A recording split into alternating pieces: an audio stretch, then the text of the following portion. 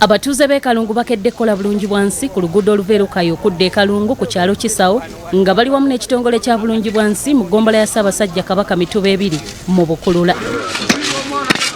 Wano ssentebe wa disitulikiti y'e Kalungu Nyombi Mukiibi Kamadi wasinzidde n'akubiriza abantu bonna okufuba okukola bulungi bwansi okwewala endwadde eziva ku buligo, n'ategeeza nti abantu abamu balinda gavumenti okukola enguudo kyokka ng'ensimbi ezibaweebwa ntono nnyo okuddaabiriza enguudo zino nga tezimala, bw'atyo n'asaba abantu babyekwatiremu. Milioni 803 nga za muntu nnyingi naye ezo zikola ekkubo eri era mu disitulikiti yonna omwaka mulamba baatuwadde amakubo 3 eriri e Bukulula tugenda kukola Kiti, Kitabona, Bubemba Road.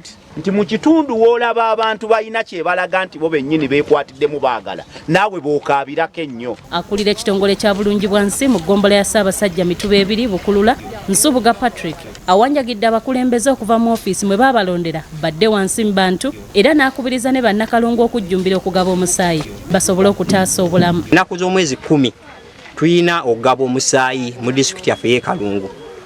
Senta ze batuwadde okumpinga mu wano ziri mu ggombolola yaffe ziri wali Lukaya, tulinawo senta 2 ne Bugonzi. Ssentebe w'ekyalo Kisawo Bukenya John alaze okusomoozebwa kwe balina ku kyalo kyabwe omuli enguudo mbi wamu n'ebbula ly'amazzi. Kuba eridde eno bali baaliziba tebaatekawo kigoma ate ekikuutu ate ekitubu tutakiziba jamukuka ajja kuba akola ki ate tagenda. Abatuuze abenyigidde mu kukola bulungi bwansi bategeeza nga bwe kibayambye okukendeeza ku bubenje obubadde mu kitundu kino kw'ossa n'okuyigiriza abaana okukola obwannakyewa. Kati lwengo bakabira makubu kati neryaffe tetulikoze, tetujja kulinda kujja kumala kutukolera teeka okulaba abantu nga beevunga okupikyawo enkuba bw'etuuka ogamba bagenda kufiira wano.